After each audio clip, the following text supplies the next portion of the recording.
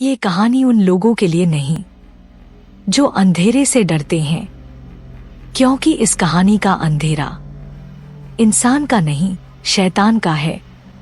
एक छोटे से गांव के किनारे एक पुरानी हवेली थी, काला पत्थर हवेली। कहते हैं इस हवेली में एक वक्त में बड़े रईस लोग रहते थे। लेकिन एक रात उनकी बेटी जरीन की शादी के दिन पूरी हवेली में आग लग गई। कोई नहीं बचा, सिर्फ एक आवाज सुनाई दी थी, शादी अब भी पूरी होगी पर दूल्हा इंसान नहीं होगा। तब से हर साल उसी तारीख पर आधी रात को हवेली से शहनाई की आवाज आती है, और अगर कोई उस रात अंदर चला जाए वो कभी वापस नहीं आता। एक दिन 3 दोस्तों ने, निशान, विशाल और कविता ने ये तय किया कि वो हवेली जाकर सच्चाई पता करेंगे। कैमरा, टॉर्च और एक क्रॉस लेकर वो गए। हवेली बिल्कुल सुनसान थी। दरवाजा खुद खुल गया। अंदर सब कुछ मेहमानों के लिए सजा हुआ था।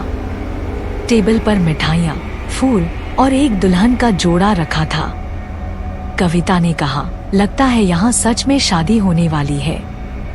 विशाल हंसते हुए बोला, हाँ, शैतान की शादी। उसी वक्त एक शहनाई बजने लगी। कोई दिखाई नहीं दिया, पर हवा में मेहंदी और खून की मिलीजुली गंध थी। फिर सबने देखा दुल्हन का जोड़ा खुद उठकर हवा में हिलने लगा और एक आवाज गूंजी, मेरे दूल्हे आ गए हैं।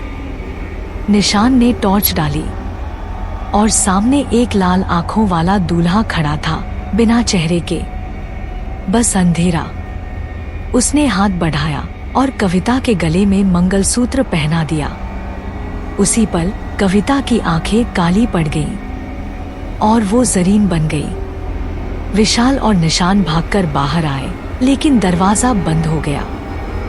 हवेली के बाहर लोगों ने सिर्फ एक चीज देखी, हवेली के ऊपर आग के शोलों का धुआं और अंदर से आती आवाज, वरवधू अब एक हो गए हैं, शादी पूरी हो गई। सुबह तक हवेली राख हो गई, लेकिन रात में जब हवा तेज चलती है तो दुल्हन के पायल की छन छन की आवाज सुनाई देती है और लोग कहते हैं शैतान की शादी अब हर साल होती है और हर बार एक नई दुल्हन चुनी जाती है। अगर तुम्हें कहीं से शादी की शहनाई सुनाई दे और दूल्हा न दिखे तो वहां रुकना मत, क्योंकि हो सकता है अगला नाम तुम्हारा हो।